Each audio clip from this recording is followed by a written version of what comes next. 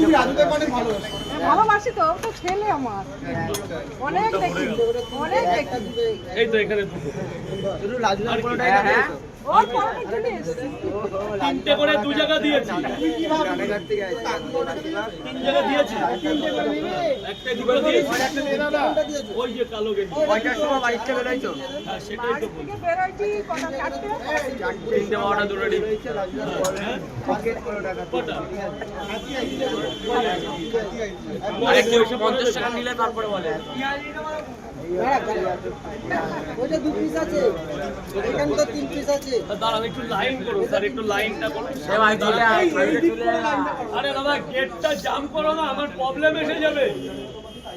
জান স্যার লাইনটা করুন, এক্ষুনি হয়ে যাবে স্যার। এই দাদা ভেতরে গিয়ে খাও, ভেতরে গিয়ে খাও, ভেতরে পয়সা নেই।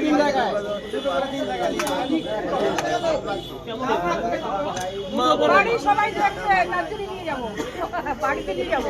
220 টাকা তোমার জন্য তিনটে দিলাম, যেহেতু বাড়িতে যাচ্ছি। হ্যাঁ আমি খাবো না, আমি ওর দেখানোর জন্য নিয়ে যাবো। মানে ও 10 টাকা কম করছে।